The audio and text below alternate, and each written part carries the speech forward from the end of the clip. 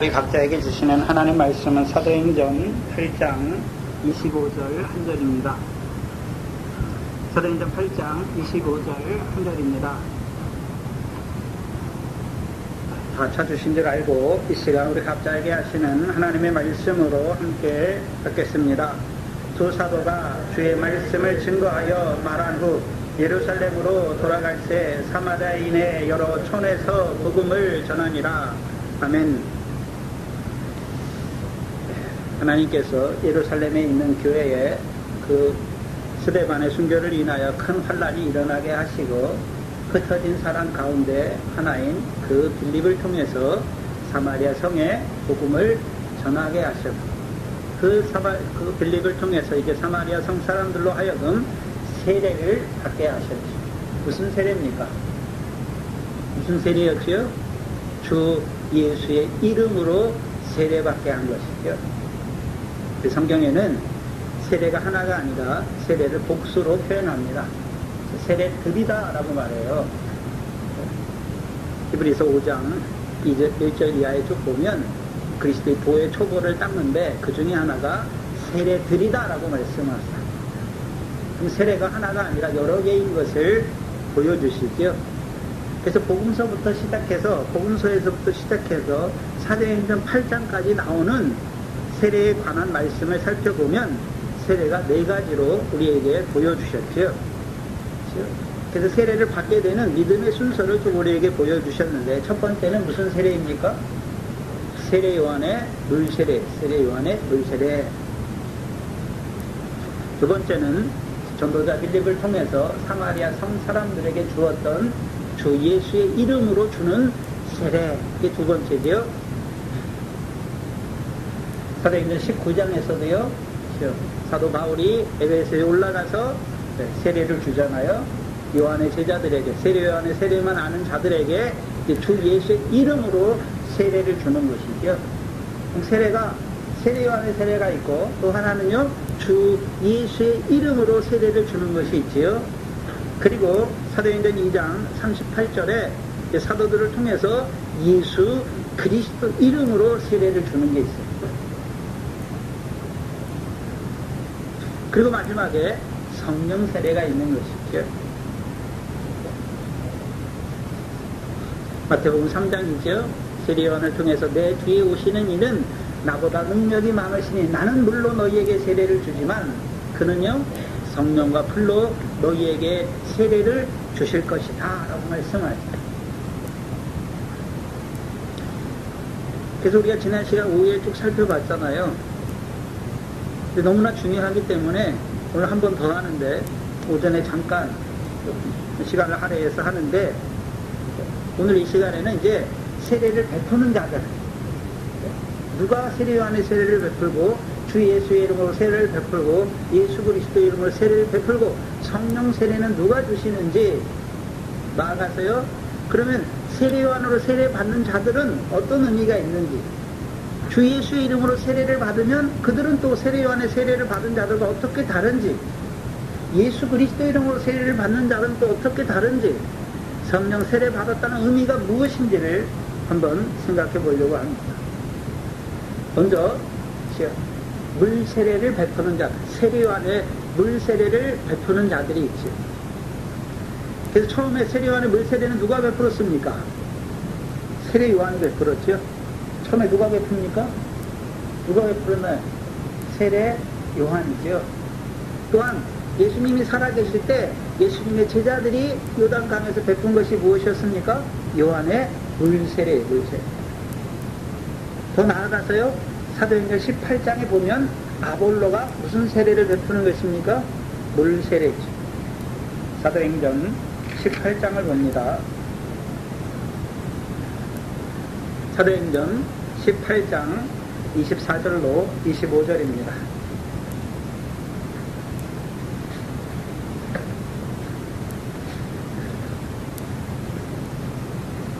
사도행전 18장 24절로 25절에 알렉산드리아에서 난 아볼로라 하는 유대인이 에베소에 이르니 이 사람은 학문이 많고 성경에 능한 자라. 그가 일찍 주의 도를 배워 열심으로 예수에 관한 것을 자세히 말하며 가르치나 요한의 세례만 알따릅니다. 그러면 이 아볼로는 지금 누구의 세례를 알고 있습니까? 세례 요한의 세례를 알고 있지요. 그렇죠? 그래서 유대인의 회당에 가서 누구에 대해서 자세히 말하며 가르치는 것입니까? 예수에 관해서 자세히 말하며 가르치는 것이죠. 그럼 예수에 대해서 자세히 말하며 가르치는 이유가 그 예수가 이름의 뜻이 무엇입니까? 자기 백성을 저희 죄에서 구원하실 자. 그럼 마태복음의 증거고 요한복음 1장 29절에 보시면 세례 요한을 통해서 하나님의 그쵸 아들에 대해서 증거해 주었는데 요한복음 1장 29절입니다. 요한복음 1장 29절에 다 찾으셨습니까? 우리 청년들이 큰 소리로 한번 읽어봅니다. 시작.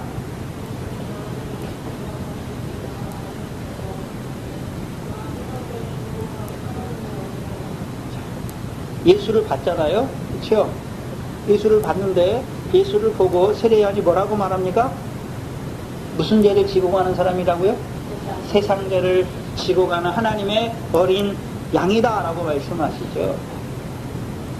그럼 예수에 대해서 자세히 말한다는 것은 이제 예수님께서 우리의 무슨 죄를 지고 가셨습니까? 세상 죄를 지고 가셨다는 것이죠. 예수님께 십자가 왜 죽으셨습니까? 우리가 이 세상에 와서 짓는 그 세상 죄를 지시고 주께서 가신 것이죠. 그러면 이제 우리가 저와 여러분이 이 땅에 와서 이 세상에 와서 세상 죄를 짓잖아요. 근데 그 세상 죄를 누가 대신 지셨습니까? 주께서 지셨잖아요. 그렇다면 이제 우리가 그렇죠? 예수의 십자가가 믿어지면 예수의 십자가 믿어진다는 의미가 무엇입니까? 예수님께서 내가 이 세상에 와서 짓는 그 세상 죄를 대신 지시고 죽으셨구나. 믿음이 이제 우리가 어디에서 구원받는 것입니까? 죄에서 구원받습니다. 그래서 마태복음 1장 21절에 자기 백성을 어디에서요? 저희 죄에서 구원하기 위해서 오신 것입니다. 근데 어떤 죄입니까? 세상 죄죠. 자기 백성의 세상 죄를 지고 가신 거예요. 그럼 세례 요한이 예수님 당시에 물 세례를 베푼 이유가 무엇입니까? 한마디로요, 죄 사함을 얻게 하는 회개의 세례예요. 뭘 얻게 한다고요? 죄 사함을 얻게 하는 것입니다. 무슨 죄입니까? 세상 죄죠. 이제 우리가 어떻게 세상 죄에서 사함 받는 것입니까? 아, 예수님이 십자가에서 내 죄를 지시고 죽으신 것이 믿어진 것이죠. 그렇다면 누가 있어야 됩니까? 예수에 대해서 자세히 말하며 가르치는 아볼로와 같고 세례요한과 같고 예수님의 제자들과 같은 물세례를 세례 요한의 물세례를 주는 자들이 있어야 되는 것이죠.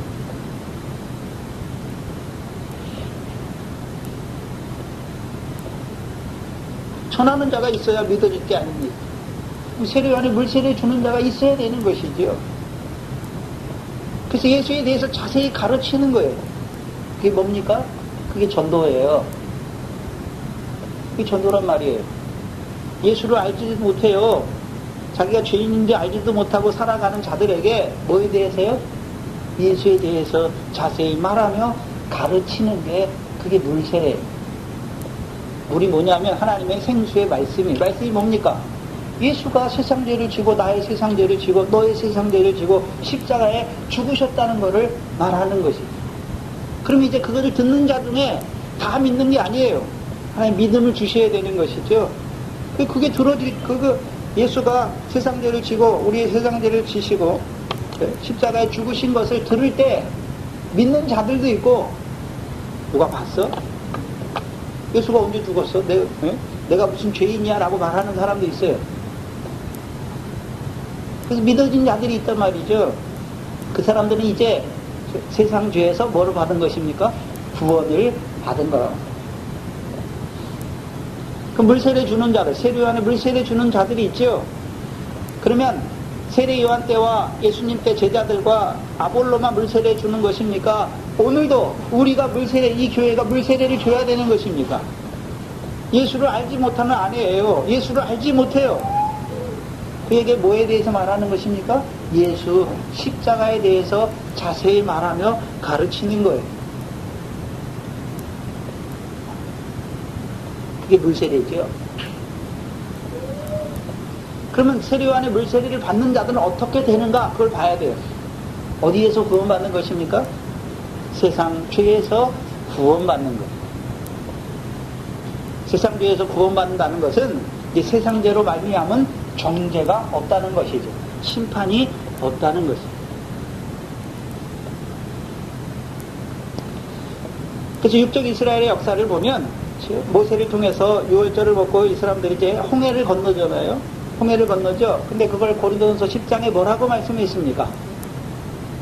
고린도전서 10장을 한번 보시죠.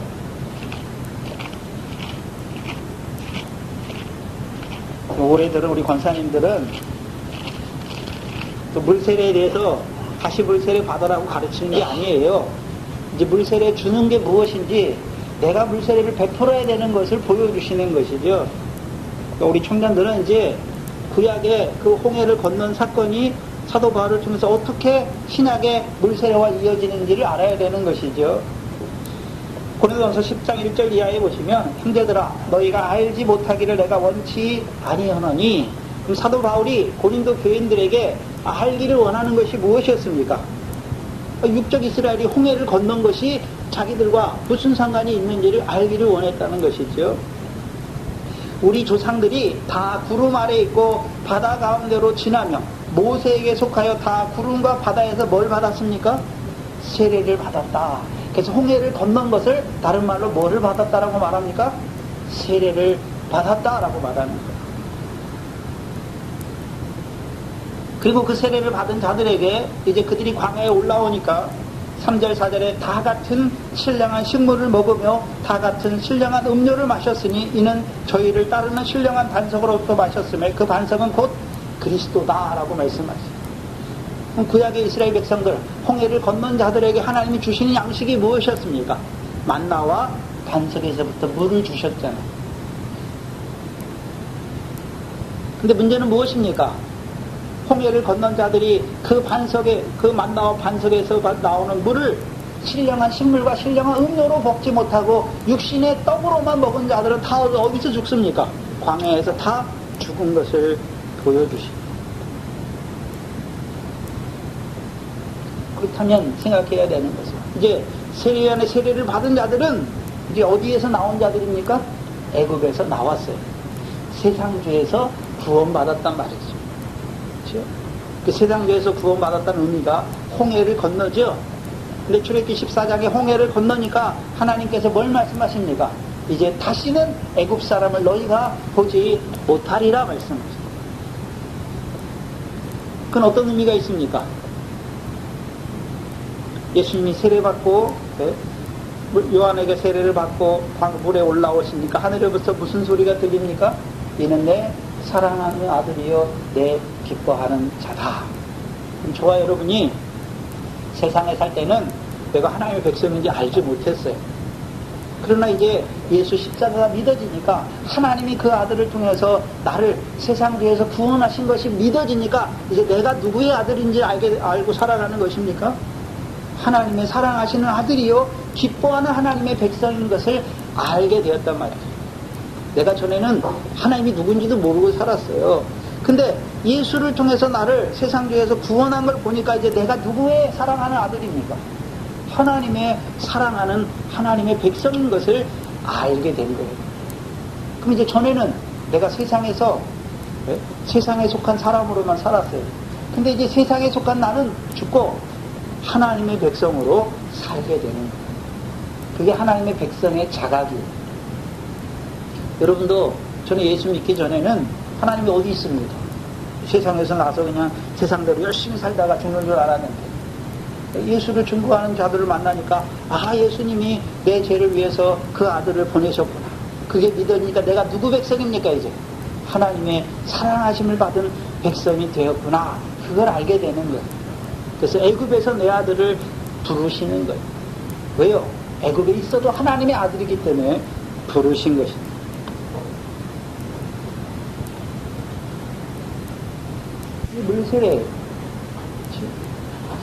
물세례 받으면 시작되는 것이 어디입니까? 광야예요. 광야예요, 광야. 그럼 광야에는 뭐가 시작됩니까? 연단이 시작되죠. 이제 하나님의 백성이에요. 예수가 믿어졌어요. 문제는 무엇입니까? 이제 하나님의 백성이 떡으로만, 육신의 떡으로만 살 것인지 여호와 입에서 나오는 말씀으로 사는지 그걸 시험하시는 게 광야의 연단이죠. 그 시험을 위해서 주신 것이 무엇입니까? 만나와 반석에서부터 물이지. 그래서 그 광야의 연단을 통해서 그 만나와 반석에서부터 주시는 생수를 육신의 양식으로만 먹느냐, 아니면 신령한 식물과 신령한 음료로 먹느냐에 따라서 이제 광야에서 죽는 자들도 있고 광야를 통과하는 자들도 있는 것입니다. 그리고 이제 두 번째 주시는 것이 주 예수의 이름으로 세례를 주는 것입니다. 사도행전 8장 16절이죠. 사도행전 8장 16절에 보시면 이는 아직 한 사람에게도 성령을 내리신 일이 없고 오직 주 예수의 이름으로 세례만 받을 뿐이다. 여기서는 이제 세례요한의 물세례가 아니라 누구의 이름으로 세례 줬습니까? 주 예수의 이름으로 세례를 줬죠. 하나 빠뜨린 게 있는데 세례요한의 물세례를 받은 자들은 성령을 받았습니까? 아직 받지 못했습니까? 아직 받지 못한 자예요. 그래서 사도행전 19장에 보면 세례요한의 세례를 받았지만 성령이 있음도 듣지 못한 자로 살아나요. 사마리아 성에서는 그러면 주 예수의 이름으로 세례를 베푸는 자들을 한번 봐야 되는데 누가 베풀었습니까? 빌립이 베풀었잖아요. 주 예수의 이름으로 세례는 첫 번째 누가 베풀었습니까? 빌립이 베풀었잖아요. 빌립이 사마리아 성에 가서. 그리고 사도행전 19장을 보시면 사도 바울이 베풀어요.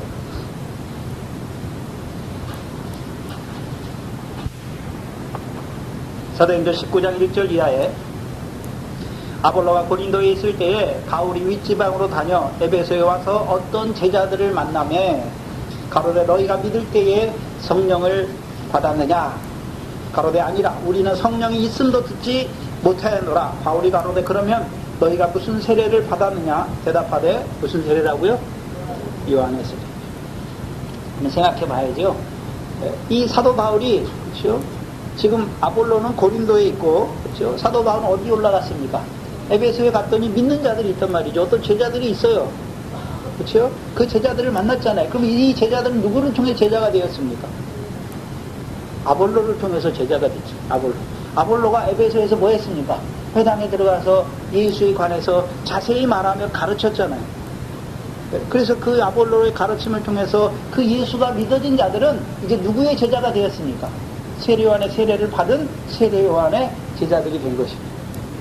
근데 문제는 뭐냐 하면 그 물세례를 받았는데 뭐는 받지 못했습니까? 아직? 성령 세례는 받지 못했잖아요. 중요한 것은 성령이 있음도 듣지 못하였다라고 말하는 요한의 세례는 받았잖아요. 그런데 성령이 있음도 듣지 못했다. 그럼 오늘도 생각해 봐야 되죠. 예수의 십자가는 믿어졌어요. 물세례 받았죠? 그럼 오늘도 어떤 자가 있습니까? 성령이 있음도 듣지 못하는 자로 살아가는 자가 많아요.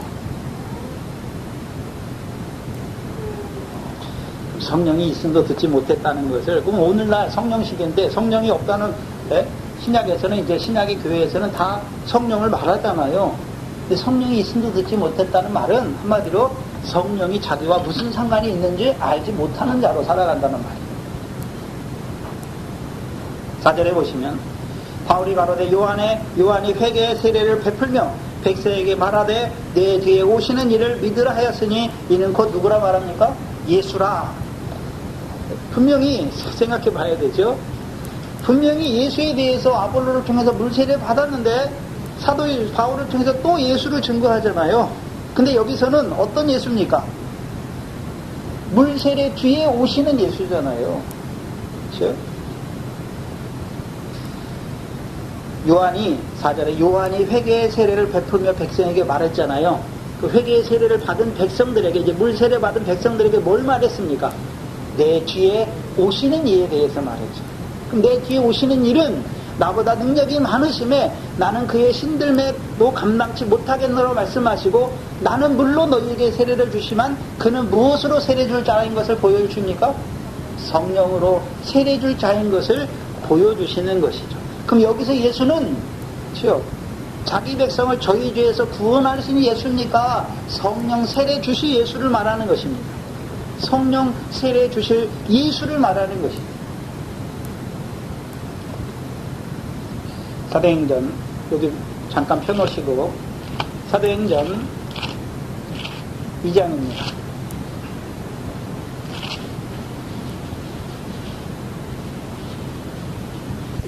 32절 33절입니다.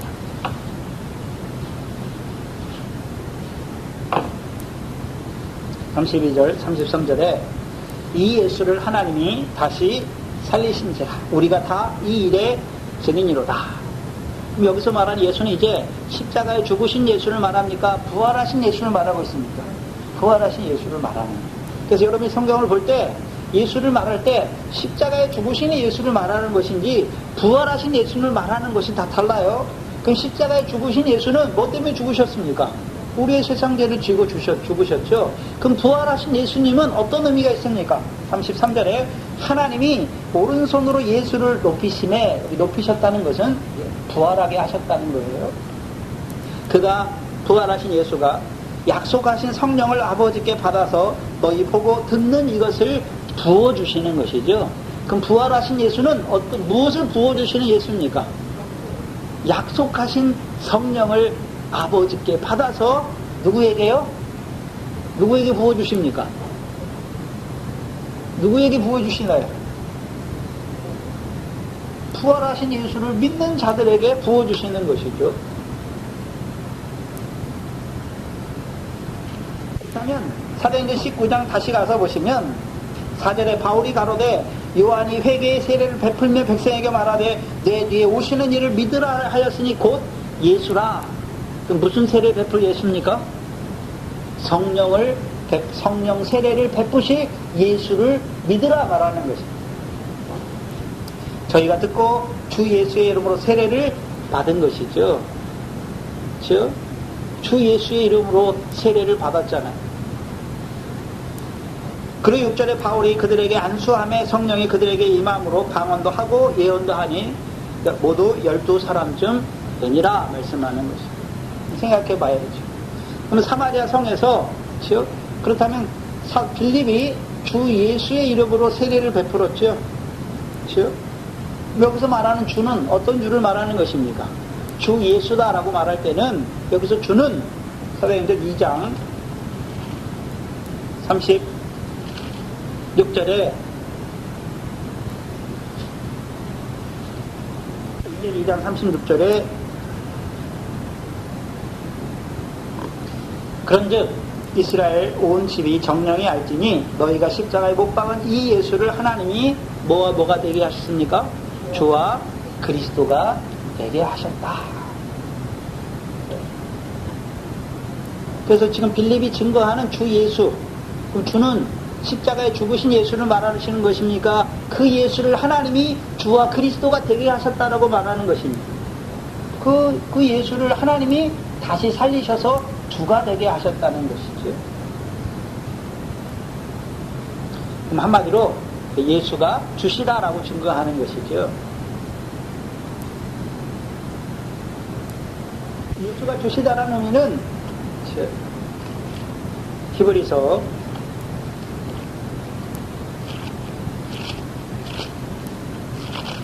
5장이죠. 5장 8절과 9절입니다.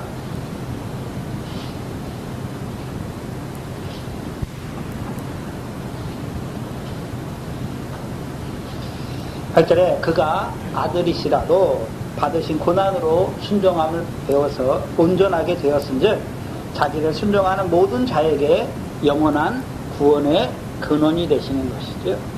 그래서 주를 말할 때는 영원한 구원의 주가 되신 것이죠.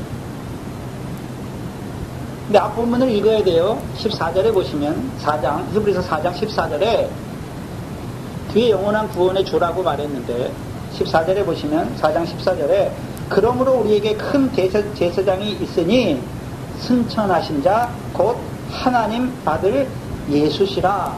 그렇죠? 그러면 십자가에서만 제 제사장입니까? 부활하셔서 우리의 제사장입니까? 그렇죠? 그 영원한 주예요. 부활하셨는데 하셔서도 우리의 뭐가 되셨습니까? 큰 대제사장이잖아요. 그럼 오늘도 우리를 위해서 뭐 하십니까? 우리의 연약함을 채울하시는 거잖아요. 그렇죠? 그러니까 오늘도 그 은혜가 있기 때문에 우리가 긍휼함을 받고 때를 따라 돕는 은혜를 얻기 위하여 그 은혜의 보좌 앞에 나오는 것입니다. 주 예수잖아요. 그가 십자가에 죽으실 뿐만 아니라 오늘도 부활하셔서 우리의 영원한 대제사장이 되셨어요. 십자가에 죽으시고 끝난 것이 아니라 부활하셔서 하늘에서도 우리의 무엇입니까? 영원한 대제사장이죠. 그럼 제사장이 해야 되는 일이 무엇입니까? 속죄예요. 속죄잖아요. 속죄. 백성들의 죄를 속하는 것이죠. 그래서 오늘도 우리에게 뭐를 주시는 것입니까? 긍휼함을 주시는 것이죠. 오늘도 우리가 십자가에 죽으신 예수님이 거저 있습니까? 부활하셨습니까? 부활하셨잖아요. 부활하셔서 우리의 제사장이니까 우리가 오늘도 우리의 죄를 자백하잖아요. 네? 자백하면 주께서 하늘에서 우리 제사장이 되시니까 우리의 죄를 뭐 하십니까? 사하시는 것이죠.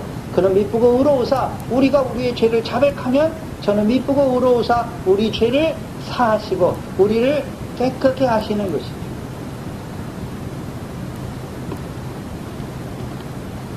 그러면 생각해 봐야 되는 것은 저와 여러분이 지금 우리가 예수 믿는 사람으로서 우리의 죄는 일반적으로 뭐가 죄입니까? 우리가 뭐 세상 사람들처럼 세상 죄를 짓는 건 아니지요. 저와 여러분이 죄가 무엇입니까? 하나님의 말씀을 받았는데 그 말씀대로 살지 못하는 게 죄란 말이에요.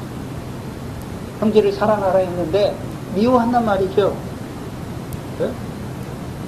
그 죄예요. 하나님 말씀대로 살지 못한 것이 죄란 말이죠. 그 죄를 우리가 깨닫잖아요. 깨달으니까 내가 누굽니까? 죄인으로서 나오잖아요. 그럼 죄인에게 베푸시는 것이 무엇입니까? 제사를 통해 드러나야 되는 것이 무엇입니까? 긍휼이잖아요. 하나님의 긍휼. 근데 그 긍휼을 누구를 통해서 베풀어 주시는 것입니까? 오늘도 살아서 우리의 대제사장이 되시는 그를 통해서 하나님의 긍휼을 우리에게 죄인을 사랑하시는 죄인을 사하시는 하나님의 긍휼을 우리에게 베풀어 주시는 것입니다. 그러면 이 빌립이 베푸는 주 예수의 이름으로 물세례 받으라 하시는 것은 그럼 오늘도 우리의 제사장이 되신 것이죠. 그리스도의 고난을 말씀하시는 것이죠. 그러면 성경에서는 예수의 십자가도 있지만 그리스도의 십자가도 있는 것이지요. 갈라디아서 3장 13절이죠. 갈라디아서 3장 13절입니다.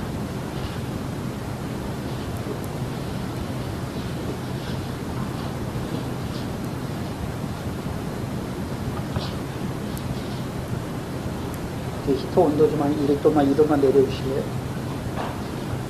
갈라디아서 3장 13절에 보시면 예수가 우리를 위하여 저주를 받으셨습니까? 그리스도가 우리를 위하여 저주를 받으셨습니까? 한마디로 십자가에 죽으신 것이죠. 우리가 대부분 말할 때는 예수의 십자가를 말하는데 성경은 예수의 십자가만 말합니까? 그리스도의 십자가도 말하고 있습니까? 그리스도의 십자가를 말하죠. 근데 그리스도의 십자가는 예수의 십자가는 세상죄에서 우리를 구원하신 십자가인데 그리스도의 십자가는 세상죄에서 구원하시는 것입니까? 우리를 율법의 저주에서 우리를 속량하시는 십자가입니까? 율법의 저주에서 우리를 속량하시는 십자가죠. 여기서 율법은 저와 여러분은 구약시대 사람들처럼 옛 계명을 주신 게 아니잖아요. 예수를 믿는 자들에게 예수님께서 가르치시는 말씀을 주신 것이죠.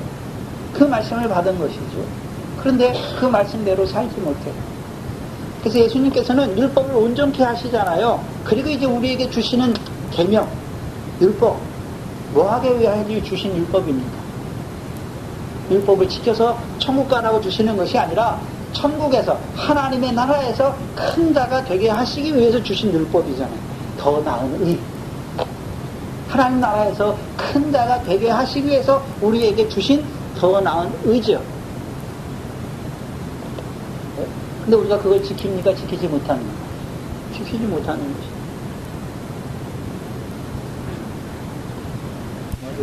더 나으면은 하늘에 상이 있는 의예요.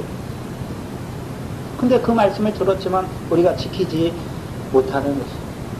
그게 저와 여러분이 받는 율법의 저주예요. 그럼 신약에서 율법의 저주는 어떻게 드러납니까? 지옥불로 드러나잖아요. 그렇죠? 우리가 형제를 나가라 하고 미련한 놈이라 하는 것은, 그렇죠? 우리 몸이 어디에 던져지는 것입니까? 지옥에, 지옥불에 던져진다라고 말하잖아요. 죽어서 가는 지옥을 말하는 것이 아니잖아요. 우리 육신의 몸을, 하나님이 우리 육신의 몸을 하나님의 성전으로 삼아 주셨죠. 삼으신 이유가 무엇입니까?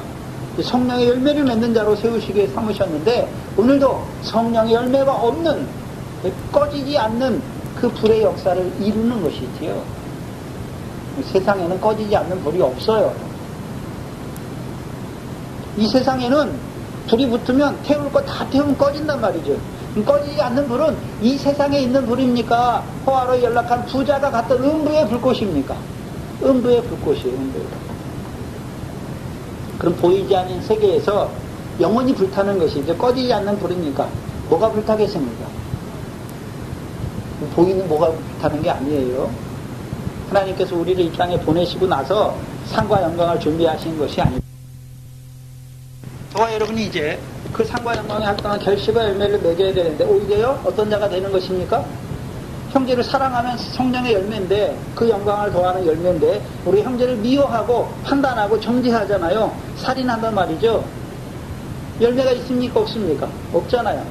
그러면 우리에게 주실 그 열매대로, 결실과 열매대로 주실 상과 영광이 뭐 하는 것입니까? 불타는 거예요. 그러니까 영원한 거예요. 하나님 우리에게 영광을 주시잖아요.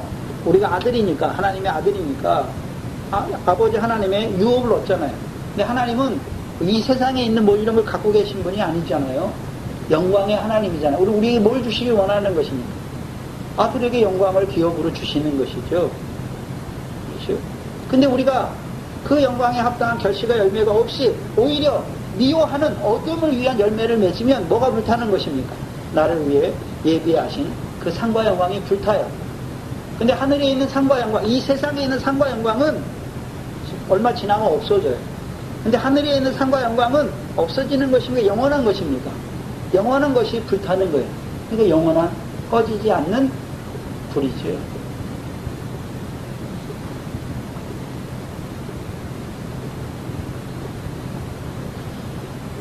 그래서 그리스도의 십자가, 우리를 율법의 저주에서 측량하시는 그리스도의 십자가를 증거해 주시는 것입니다.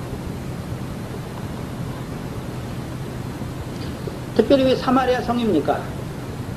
사마리아 성은 율법을 가진 자들이에요. 그런데요, 율법을 가졌지만 하나님의 백성처럼 거룩하게 살지 못해요. 다른 신을 섬김으로 가증한 자로 살아가죠. 특별히 시몬을 통해서 보여주시죠. 마법사 시몬을, 마술사 시몬을 하나님의 큰 능력이라 하는 자들로 살아가죠. 여기서 마술은 그냥 현대적인 마술을 말하는 것이 아니라 독술과 기둥을 점치는 것과 사수를 베푸는 자들, 점치는 자들. 신명기서에 다 죽이라 말씀했잖아요. 육적 이스라엘. 근데 유대인들의 중에서는 마술사가 없어요. 왜? 다 죽이기 때문에. 근데 사마리아는 하나님의 율법도 있는데 점치는 자들은 하나님의 큰 능력이라고 말하는 것이죠. 그런데 사마리아 사람들은 다 어떤 자들로 살아가고 있습니까? 가증한 자들로. 그 마술사를 쫓는 하나님의 큰 능력이라고 말하는 가증한 자들로 살아가고 있는 거예요. 그들에게 증거해 주는 것이죠. 주 예수의 이름으로 세례를 주시는 거예요. 근데 문제는 주 예수의 이름으로 세례를 베풀지만 아직 성령을 받습니까? 받지 못하는 것입니까? 받지 못하잖아요. 그럼 주 예수의 이름으로 세례를 받는다는 의미가 어떤 의미입니까? 사도행전 16장 31절입니다.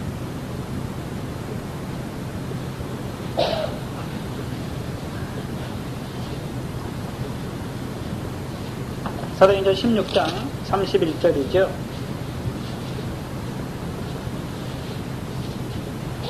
같이 큰 소리로 읽겠습니다. 시작.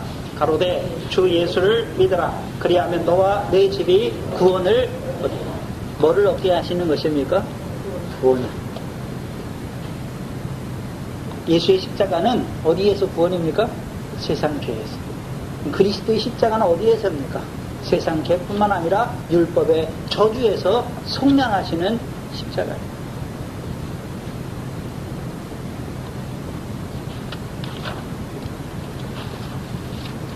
이 죄에서는 속량을 받았어요. 근데 문제는 무엇입니까? 아직도 성령을 주시지 않았잖아요. 그럼 이들이 뭘 기다리는 것입니까? 예수잖아요. 성령을 베푸실 예수를 바라보는 자들이죠. 성령을 부어주시기를 바라보는 자들이죠. 아리마대 사람 요셉과 같이 예수님의 제자인데 하나님의 나라를 기다리는 자들입니다. 아직 하나님 나라에 들어가지 못했어요. 성령 세례를 받아야 이제 성령을 따라가야 어디에 들어가는 것입니까?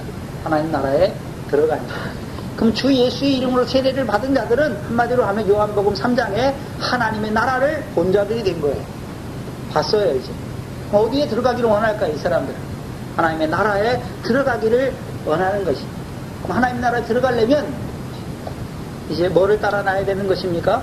물과 성령을 따라놔야, 성령을 따라난 자가 돼야 이제 성령으로 하나님의 나라에 들어가는 것입니다.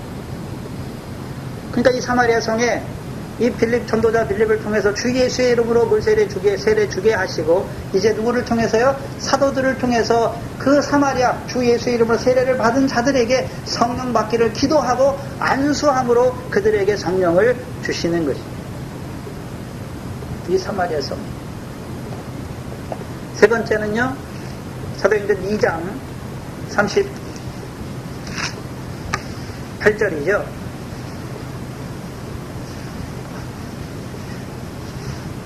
2장 38절에 베드로가 가로되 너희가 회개하여 각각 예수 그리스도의 이름으로 세례를 받고 죄사함을 얻으라. 그리하면 성령을 선물로 받으리니 말씀하십니다. 그러면 예수 그리스도의 이름으로 세례를 주는 자들은 누가 세례를 줬습니까? 사도들이죠. 사도들. 생각해보세요. 예수 그리스도의 이름으로 세례를 준다는 것은 예수 그리스도에 대해서 자세히 말하며 가르치면 되는 것이죠. 그럼 예수 그리스도에 대해서 가르친다는 의미는 36절이에요.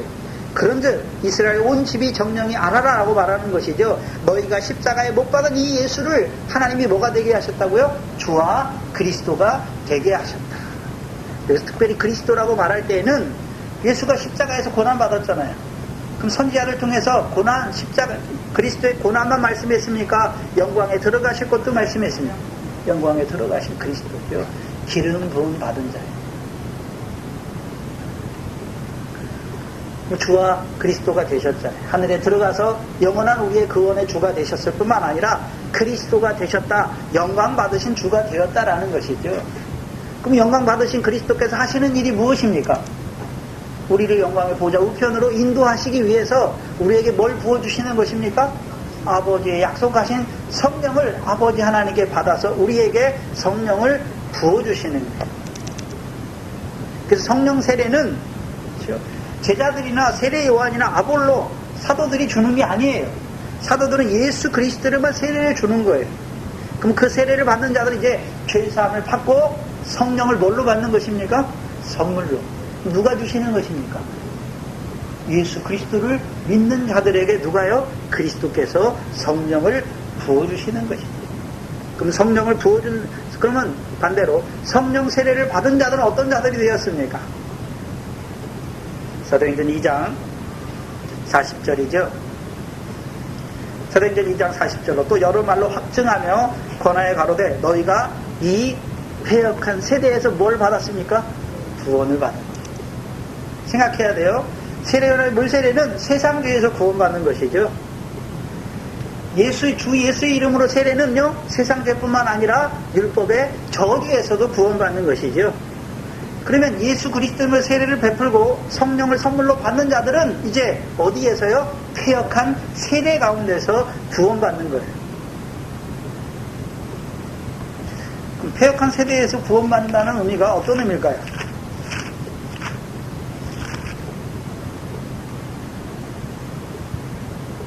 갈라디아서 1장 4절입니다.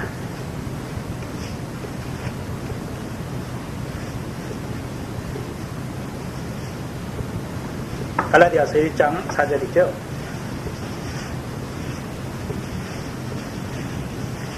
사절에 그리스도께서 하나님 곧 우리 아버지의 뜻을 따라 이 악한 세대에서 우리를 건지시려고 우리 죄를 위하여 자기 몸을 드리셨다. 어디에서 건지시려고요? 악한 세대 가운데서 건지시려고. 그럼 패역한 세대 가운데서, 악한 세대 가운데서 우리를 뭐 하시려고요? 건지시려고. 네? 이걸 한마디로 요한복음에서 뭐라고 말합니까? 너희는 세상에 속한 자가 아니라 세상에서 나의 택함을 입은 자다라고 해요. 택함을 입었어요. 그럼 택함을 입었다는 의미는 다른 말로 하면 이제 성령을 따라와서 어디에 들어갔습니까? 하나님 나라에 들어갔어요. 그럼 하나님 나라에 들어간 자들은 하나님 나라가 어떤 의미인가요? 그러면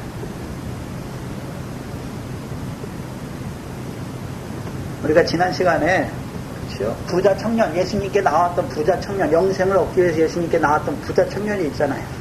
예수님 뭐라고 말합니까? 네가 운전하고자 할 텐데 내 소유를 계명을 지키라라고 말하죠. 그랬더니 부자 청년이 내가 어려서부터 계명을 다 지켰다라고 말하죠.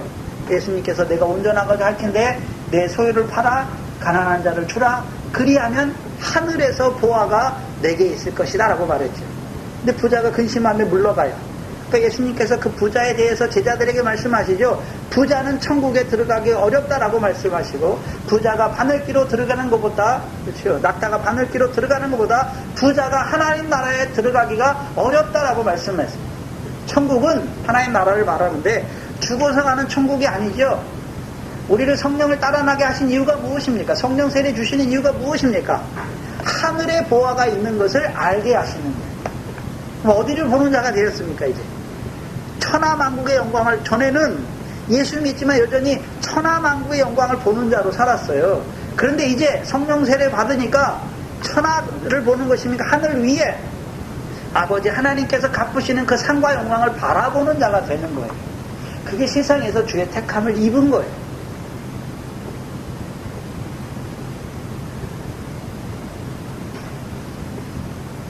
그럼 세상에서 택함을 입은 자들은 그럼 세상을 떠나 사는 게 아니에요. 세상 가운데 살아요. 근데 문제는 세상 사람들이 추구하는 방식대로 살지 않아요. 모든 세상 사람들, 세상 학문이 가르치는 것이 무엇입니까? 세상에서 좋은 직업을, 공부 잘해서 좋은 대학 가서 좋은 직업을 가져서 세상에 좋은 직장 가서 안정된, 그래서 월급을 많이 받아서 이 세상에서 어떻게 하는 것입니까? 잘 먹고 잘 사는 거예요. 근데 우리가 세상에 택함을 입었다고 하는 것은 이제 세상 그 무엇을 추구하는 게 아니에요. 물론 세상에 살아요. 세상 일도 해요. 그러나 세상 것을 얻기 위한 세상 일이 아니라 하늘의 상을 얻기 위한 세상 일이 되는 거예요. 그게 하나님의 나라와 의를 구하는 삶이죠. 그걸 한마디로 하나님 나라의 일이라고 말해요. 그래서 여러분이 직장에 가서 일하잖아요. 근데 세상 사람들처럼 돈 받기 위해서 내가 육신으로 먹고 살아야 되니까 이 직장 가서 열심히 일해야 돈 받아야 내가 육신에 먹고 사니까 그걸 위해서 직장 가서 일하면 세상 사람이랑 똑같아요. 상이 없어요. 에베소서 보시죠.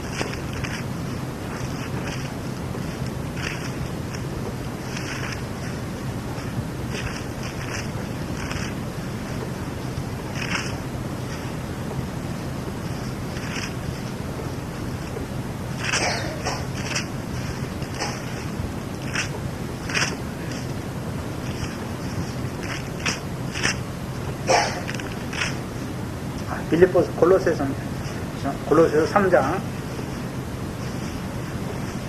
22절로 24절입니다. 신약 327페이지입니다.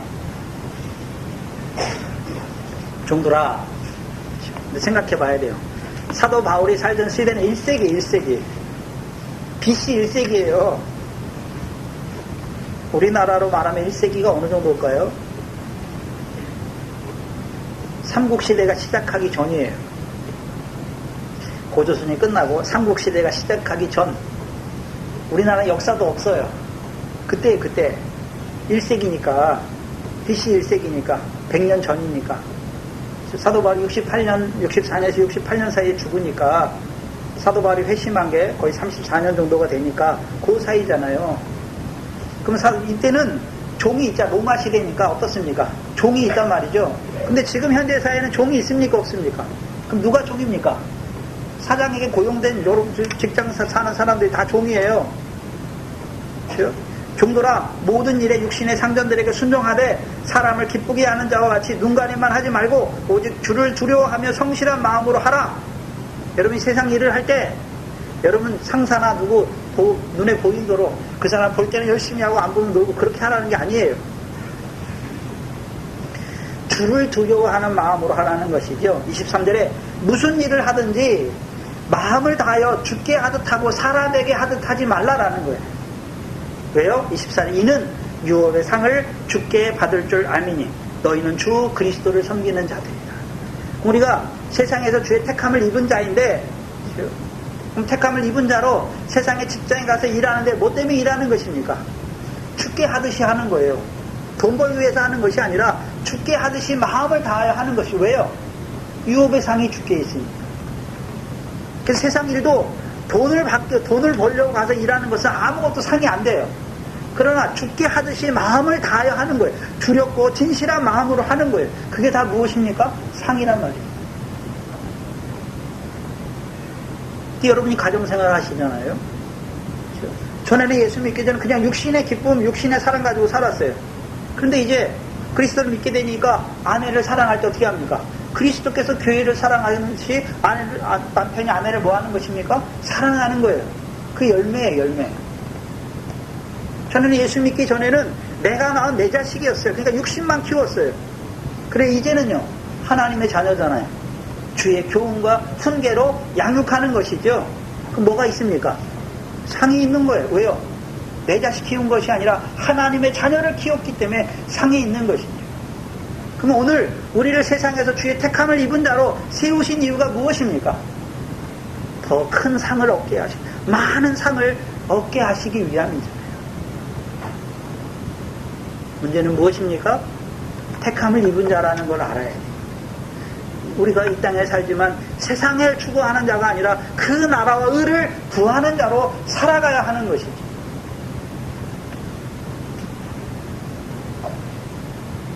그래서 저와 여러분의 이 땅의 삶은 하늘의 보화를 쌓는 거예요. 하늘의 보화. 그렇죠? 소유를 팔아 가난한 자들 주는 게 하늘에서 보화가 있는 것이잖아요. 그럼 기도하고 구제하고 금식하는 거 다 뭐가 있습니까? 하늘에 하나님께서 갚으시는 상이 있는 것이죠. 여러분이 남편을 사랑하고 자녀들을 하나님의 자녀로 알고 양육하고 기도하고 다 뭐가 있습니까? 상과 영광이 있는 일이란 말이에요. 근데 문제는 무엇입니까? 우리가 세상에서 택함을 입은 자인 줄 알지 못해요. 성령을 말하지만 자기 성령 받았다고 말하지만 사는 거 보면 어떻습니까? 세상에서 택함을 받은 자가 아니에요. 오순절 성령이 없단 말이죠. 오순절 성령은 결실과 열매 맺게 하시는 성령이에요. 없어요. 믿긴 믿어요. 주 예수의 이름으로 세례를 받았으니까 믿었잖아요. 근데 성령이 없단 말이에요. 그럼 믿을 때 신약에 믿을 때 믿음은 누가 주시는 것입니까? 하나님이 주시는 선물이죠. 어떻게 믿게 하십니까? 들을 때 성령을 통해서 믿어지게 하시는 거잖아요. 오순절 성령은 결실과 열매 맺게 하시는 성령의 역사란 말이에요. 믿긴 믿는데 예수 부활한 거 알아요. 근데 문제는 뭐냐면 부활하신 예수님이 자기와 무슨 상관이 있는 줄 알지 못한단 말이죠. 그러니까 여전히 예수 믿지만 세상 사람들과 삶이 똑같아요. 오늘 예수 믿는 사람들 왜 욕먹습니까? 세상 사람들이 생각할 때는 너희들은 하나님 섬기니까 자기들이랑 달라야 되는 거예요. 근데 자기들이랑 똑같이 사는 거예요. 자기들은 세상만 봤으니까 세상에 있는 것을 얻기 위해 사는데 예수 믿는 사람들은 자기들과 달라야 되는데 왜요? 예수님이 그렇게 살지 않았거든요. 예수님이 자기가 능력이 많아요. 그걸 가지고 세상 것을 취해서 세상에서 높은 자가 되고 세상 영광을 다 쌓아놓은 자가 아니란 말이죠. 그렇게 살지 않았단 말이죠. 그러니까 세상 사람들이 본능적으로 아는 거예요. 왜 너희는 예수 믿는다며? 예수의 제자라며? 그럼 예수님처럼 살아야 되는데 그렇게 살지 않는 거예요. 그러니까 욕을 먹는 거예요.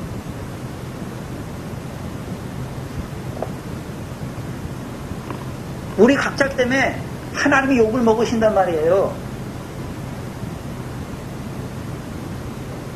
그렇다면 오늘 동산교회에 나온 저와 여러분은 어떤 세례의 단계까지 있습니까?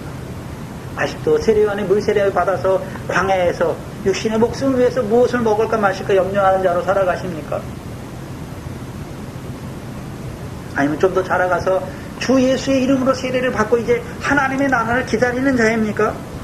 아니면 이제 예수 그리스도의 이름으로 세례를 받고 죄사함을 얻을 뿐만 아니라 성령을 선물로 받아서 오늘 하늘의 부활을 쌓는 자로 그 나라를 구하는 자로 세상에서 주의 택함을 입은 자로 살아가십니까? 오늘도 하나님 아버지께서 갚으시는 그 상이 있는 그 하나님의 나라의 일을 하고 계십니까? 봐야 하는 것이죠. 그건 더 자라가서 이제 결실과 열매를 맺는 그 하나님 나라를 유업으로 얻는 결실과 열매 맺는 자로 살아가십니까? 더 자라가서는요 이제 세례를 베푸는 자가 되어야 되죠. 물세례 아직도 애굽에서 하나님을 모르는 자로 살아가고 있는 그에게 세례요한과 같이 예수에 대해서 아볼로와 같이 예수에 대해서 자세히 말하며 가르쳐 줘야 되는 것이죠. 여러분에게 하나님이 주셨는데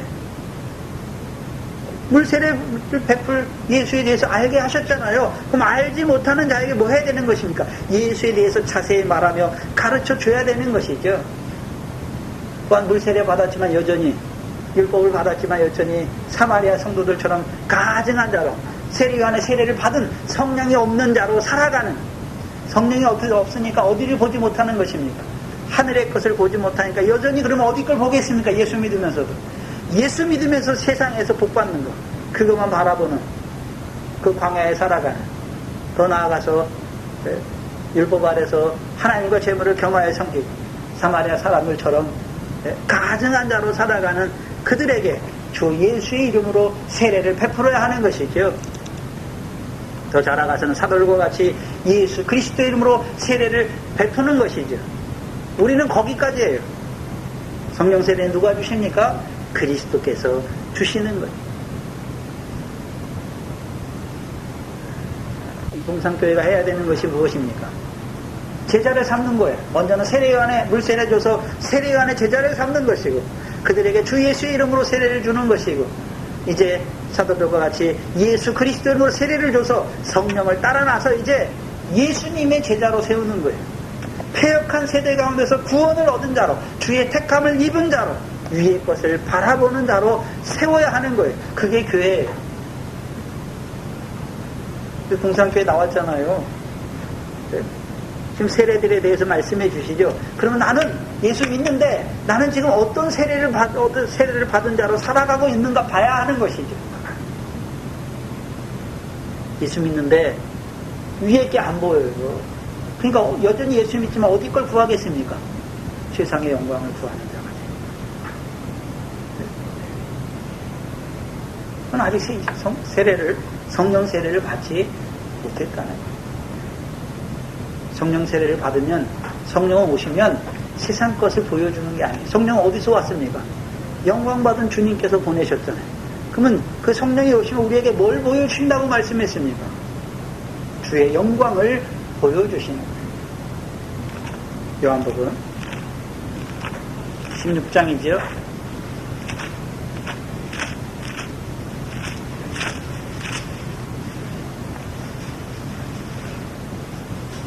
13절 14절이죠.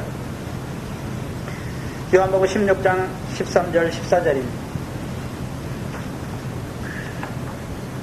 그러나 진리의 성령이 오시면 그가 너희를 모든 진리 가운데로 인도하시리니 그가 자의로 말하지 않고 오직 듣는 것을 말하시며 장래의 일을 너희에게 알리시리라. 그가 누구의 영광을요? 내 영광을. 내 영광은 누구의 영광입니까? 부활하신 그리스도께서 어디에 들어가셨습니까? 영광에 들어가셨죠. 누구의 영광을 나타내십니까? 부활하신 주님의 영광을 나타내십니다. 내 것을 가지고 너희에게 우리에게 뭘 알려주십니까? 주의 영광을 알려주시는 거예요. 그럼 주님께서 이렇게 영광 받았다라고 알려주시는 것입니까? 우리도 그리스도와 함께 후사로 그와 함께 하나님의 영광을 받아야 될, 상과 영광을 받아야 될 자라는 것을 알려주시는 것입니다. 그것을 알려주십니다.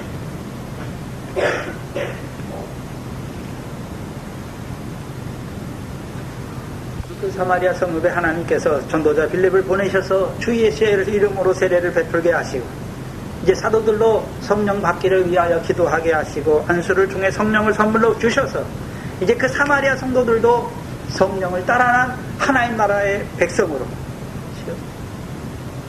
패역한 세대 가운데서 구원을 받은 자들로 주의 택함을 입은 자들로 세우십니다.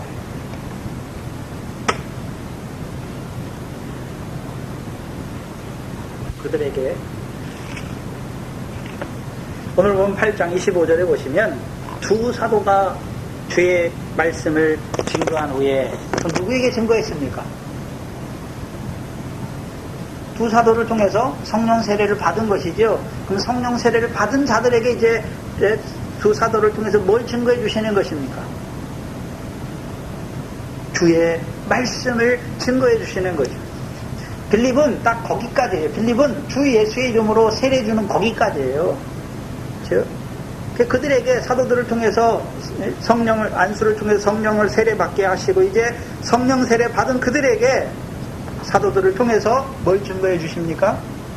주의 말씀을 증거해 주시는 것입니다. 주의 말씀을 증거해 주십니다. 그럼 주의 말씀을 이미 성령 세례 받았는데 무슨 주의 말씀을 증거해 주신 이유가 무엇입니까? 이제 제자가 되었으니까 성령을 따라놨잖아요. 패역한 세대 가운데 구원을 받았잖아요. 그걸 제자다라고 말씀하시죠. 신약에서는 성령이 거하는 하나님의 성전이 되었다라고 말하잖아요. 그럼 성전에는 뭐가 드러나야 됩니까? 하나님의 쉐키나 영광이 드러나야 되는 것이죠. 그럼 그들로 하여금 이제 성전된 그 몸으로 하여금 하나님의 영광에 합당한 자로 세우시기 위해서 주의 말씀을 가르치는 거예요. 그래서 마태복음 28장 18절 이해하잖아요. 예수의 분부한 모든 것을 가르쳐 지키게 하는 것이죠. 지키게 하는 이유가 무엇입니까? 그것을 요한복음에서 내 교훈이다라고 말해요. 요한복음 7장입니다. 7장 16절, 17절입니다.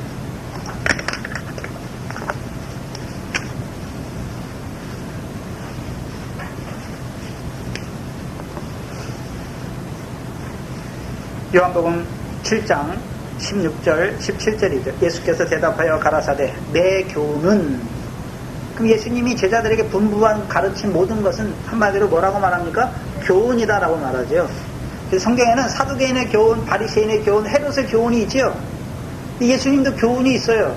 근데 예수님의 교훈은 내 것이 아니요 나를 보내신 이의 것이다라고 말씀하시죠. 17절에 사람이 하나님의 뜻을 행하려면 이 교훈이 하나님께로서 왔는지 내가 스스로 말함인지 알리라.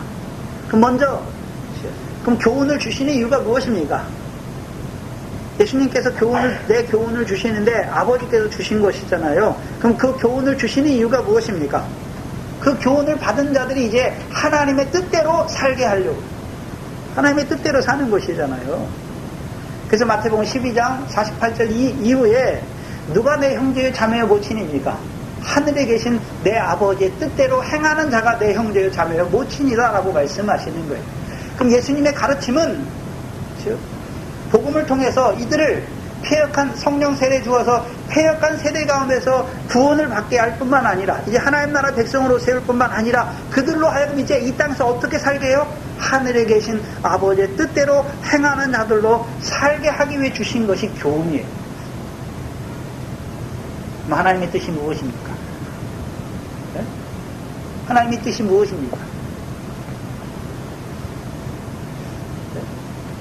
하늘에 계신 아버지 하나님께서 갚으시는 상과 영광을 얻는 자가 되게 하십니다. 한마디로요, 하나님의 온전하신 것 같이 너희도 온전한 자가 되라 라고 합니다. 성경을 가르쳐 주시는 이유가 무엇입니까? 디모데후서 3장 17절이죠. 성경을 가르쳐 주신 이유가 무엇입니까? 하나님의 사람으로 모든 선한 일을 행하기에 온전한 사람이 되게 하시려고. 생각해야 되는 것은 이 사마리아 교회는 이제 성령을 바로 받고 주의 교훈을 이제 주의 분부한 것을 가르쳐 주시는 것이죠. 근데 생각해 보세요. 모든 것을 다 한꺼번에 가르치는 것입니까? 아니에요. 초보를 가르치겠죠.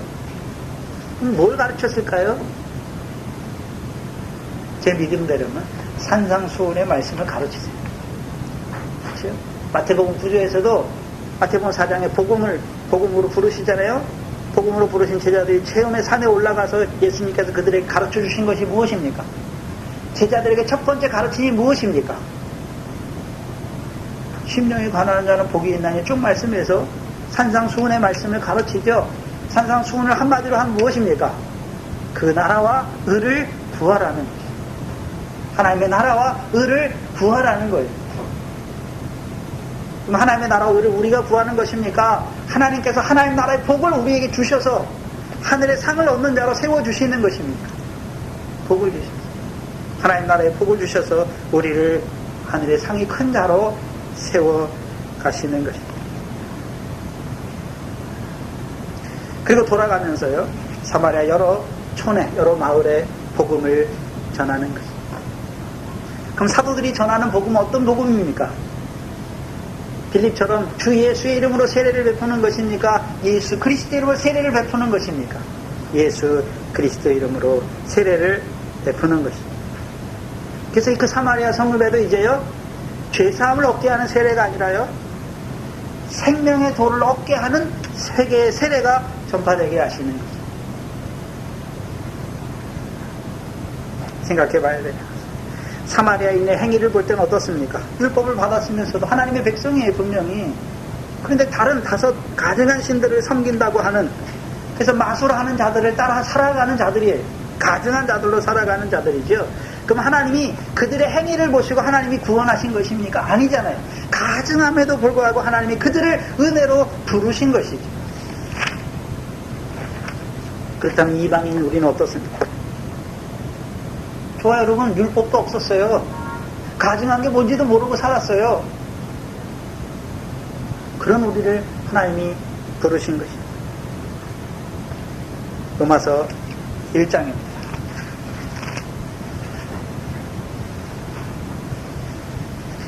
이방인으로 살 때 우리의 삶의 모습을 보여주시죠.